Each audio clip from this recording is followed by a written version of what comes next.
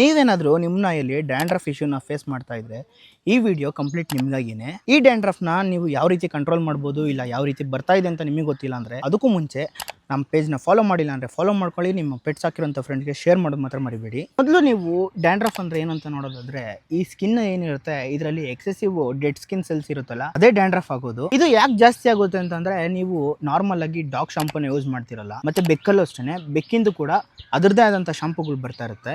ಈ separate use ಮಾಡ್ತಿರಲ್ಲ, ಮನೆಯಲ್ಲಿರೋಂಥ human ಶಾಂಪೂನ use ಮಾಡ್ತಿರ್ತೀರಾ. ಇದರಲ್ಲಿ ಏನಾಗುತ್ತೆ ಅಂದರೆ ಎಸೆನ್ಷಿಯಲ್ ಆಯಿಲ್ಸ್ ಅನ್ನೋದು ಜಾಸ್ತಿ ಇರೋದ್ರಿಂದ ಇದ್ರದ್ದು ಸ್ಕಿನ್ನ ಕಂಪ್ಲೀಟ್ಲಿ ಡ್ರೈ ಮಾಡಿಬಿಟ್ಟು ಡೆಡ್ ಸ್ಕಿನ್ ಸೆಲ್ಸ್ನ ಜಾಸ್ತಿ ಮಾಡುತ್ತೆ. ಇದನ್ನು ಅವಾಯ್ಡ್ ಮಾಡೋದ್ರಿಂದ ನೀವು ಡ್ಯಾಂಡ್ರಫ್ನ ಕಂಟ್ರೋಲ್ ಮಾಡ್ಬೋದು. ಎರಡನೇದು ಬಂದು ಪೂರ್ ಕ್ವಾಲಿಟಿ ಡಯಟ್.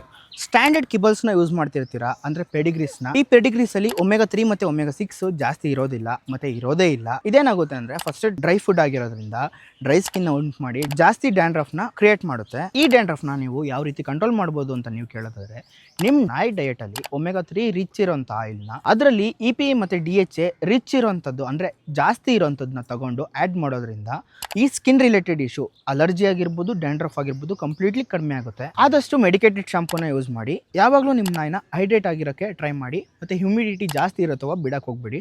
ಆಗಾಗ ಗ್ರೂಮಿಂಗ್ ಮಾಡ್ತಾ ಇರಿ. ಡಿ ಶೆಡ್ಡಿಂಗ್ ಟೂಲ್ನ ಯೂಸ್ ಮಾಡೋದು ಮಾತ್ರ ಮರಿಬೇಡಿ.